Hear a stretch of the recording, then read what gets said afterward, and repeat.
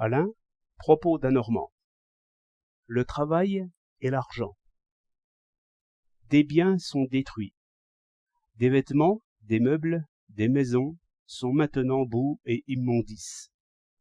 Des bois séchés, coupés, travaillés pour le chauffage ou la charpente, s'en vont maintenant en flottille vers la mer. Toutes ces choses utiles qui étaient faites sont maintenant à refaire. Or, si j'en crois ce beau soleil et l'arrivée des cigognes, la bonne terre, arrosée profondément et engraissée par les eaux souillées, va nous donner une merveilleuse récolte de tout produit. Si les maux ne se compensaient pas mécaniquement sur cette planète, il n'y aurait ni bêtes ni gens.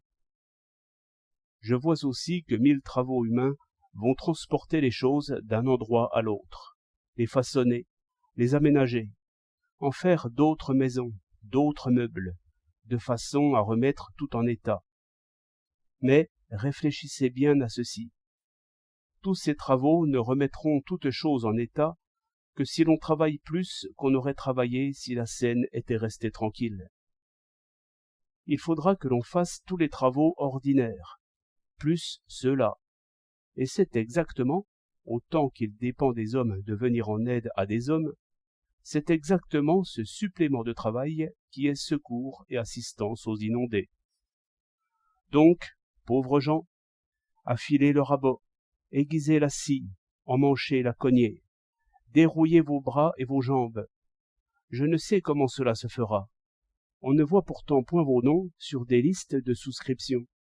Mais c'est vous qui ferez tout, parce que ce qui est à faire sera fait entièrement par la hache, le rabot, la scie, le marteau. On m'arrête ici. On me dit que le meilleur ouvrier ne fait rien sans outils et sans machine. Aussi, j'ajoute que d'autres ouvriers auront à fabriquer et à réparer des outils et des machines, des locomotives et des métiers à tisser, toujours avec le marteau, la lime, la scie, le rabot.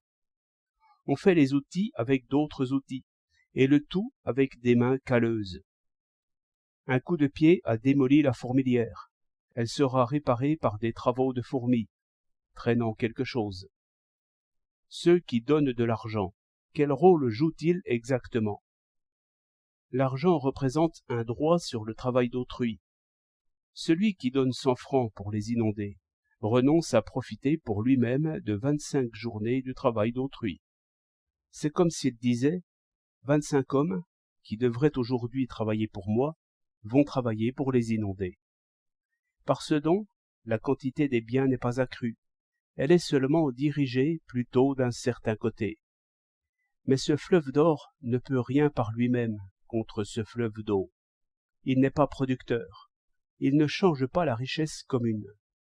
S'il n'y avait pas un seul riche, les choses seraient réparées sans aucun fleuve d'or, chacun faisant seulement, d'ici à quelques mois, une journée de travail un peu plus lourde. En somme, tous ces souscripteurs ne font rien.